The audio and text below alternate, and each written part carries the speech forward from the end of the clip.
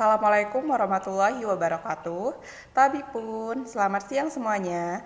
Dijempolkan diri di sini kami dari kelompok 3 yang terdiri dari 3 anggota, yakni Ropida Aulia dengan NPM 1813031011, ada Angkir Anji Pangestu dengan NPM 1813031015, dan saya sendiri Uliman Tiesti dengan NPM 1813031023.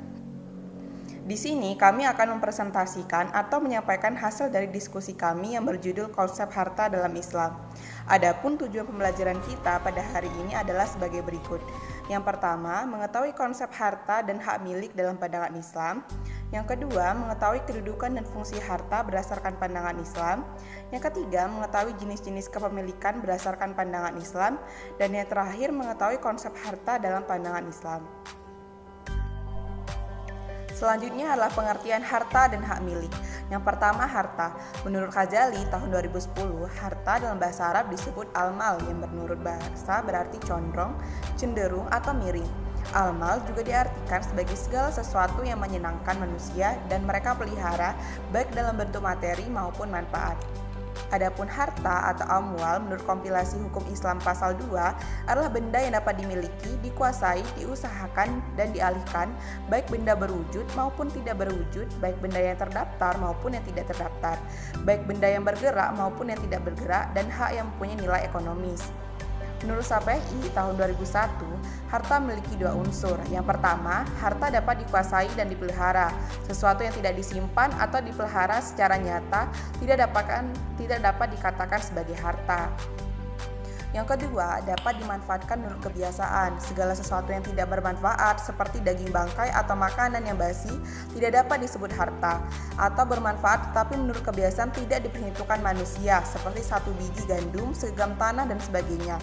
Hal itu tidak bisa disebut harta sebab terlalu sedikit hingga zatnya tidak bisa dimanfaatkan kecuali jika disatukan dengan hal lain. Yang selanjutnya adalah hak milik. Menurut Ghazali tahun 2010, kata hak berasal dari bahasa Arab, yang artinya al-haq, yang secara etimologi mempunyai beberapa pengertian yang berbeda. Di antaranya berarti milik, ketetapan dan kepastian, menetapkan dan menjelaskan, bagian atau kewajiban dan kebenaran.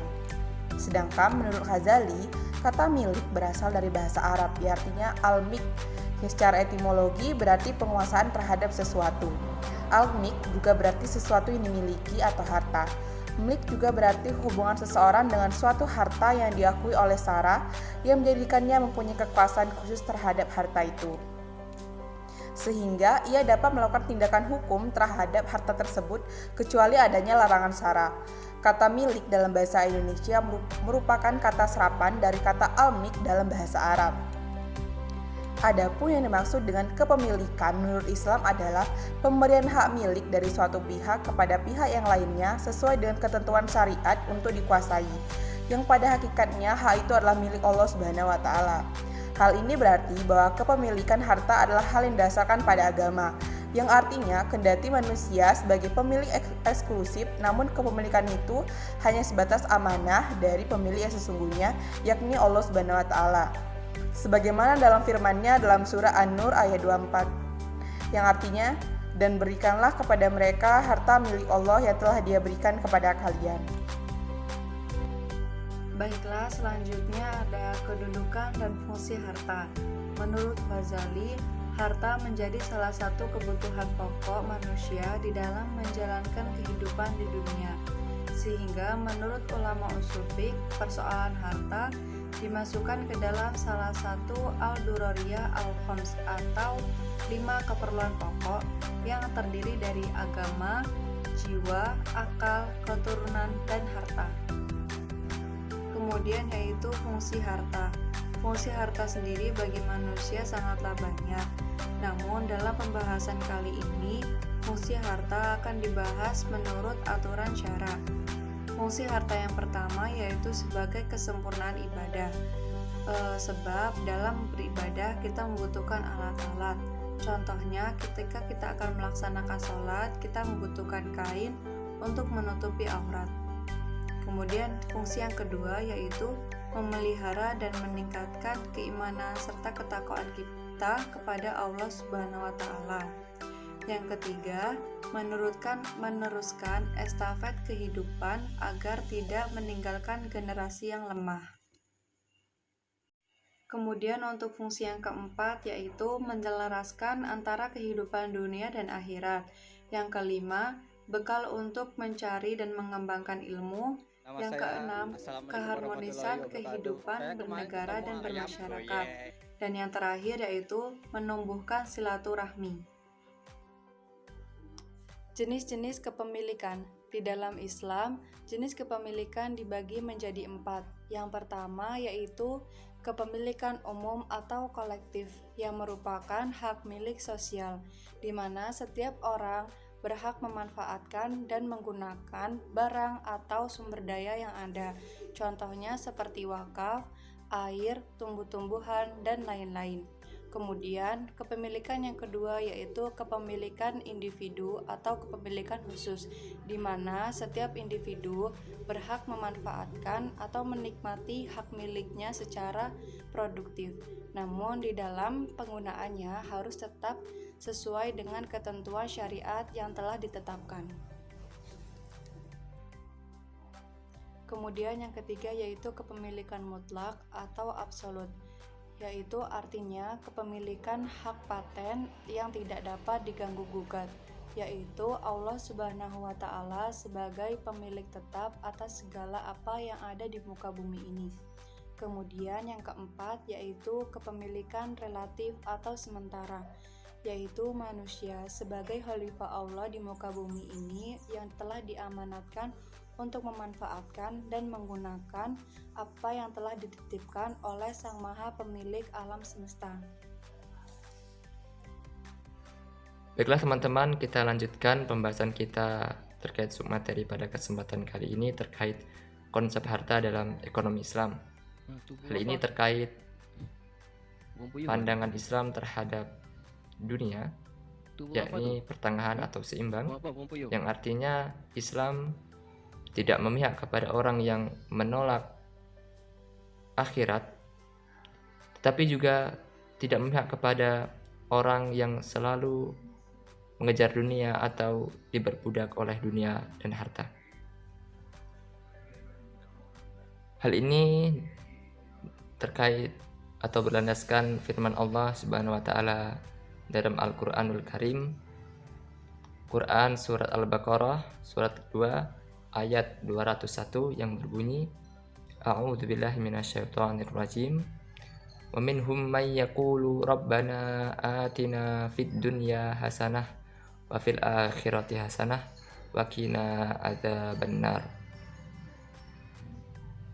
Yang artinya, dan di antara mereka ada yang berdoa, ya Tuhan kami, berilah kami kebaikan di dunia dan kebaikan di akhirat, dan lindungilah kami dari azab neraka. Dan lindungilah kami dari azab neraka. Maka kita lanjutkan, yakni konsepnya bahwasanya pandangan Islam terhadap harta dan ekonomi ini terkait dalam PowerPoint yang bisa teman-teman lihat, bahwasanya pemilik mutlak harta segala sesuatu yang ada di bumi ini adalah Allah Subhanahu wa Ta'ala. Segala sesuatu yang ada di muka bumi ini adalah Allah Subhanahu wa Ta'ala. Artinya harta yang kita miliki merupakan hanya sebuah amanah yang diberikan kepada kita untuk kita operasikan, untuk kita gunakan sesuai dengan ketentuan-ketentuan yang diperintahkan oleh Allah atau yang disyariatkan oleh Allah Subhanahu wa Ta'ala.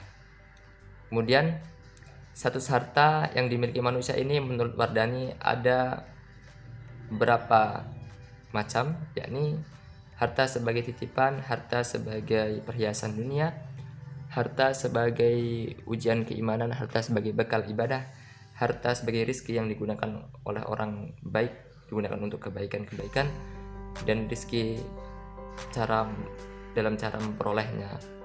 Ya. Yang saya ingin sampaikan adalah di sini harta sebagai ujian keimanan.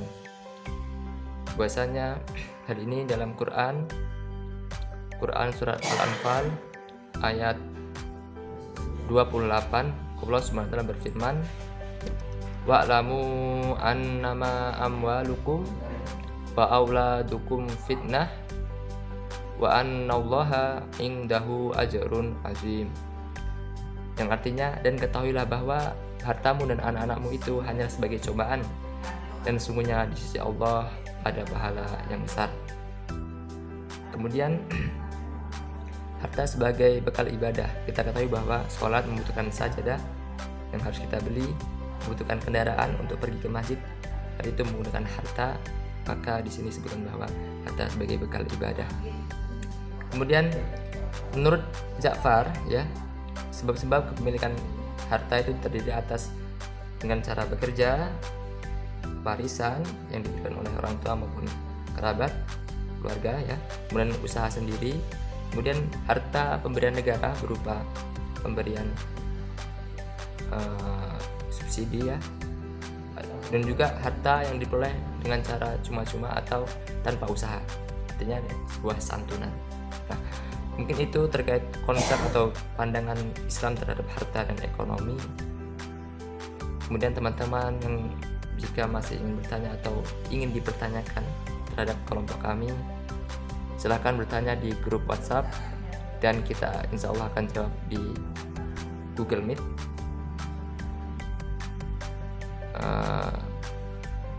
Kurang lebihnya saya mohon maaf. Wallahu a'lam bishawab. Syahiri, wassalamualaikum warahmatullahi wabarakatuh.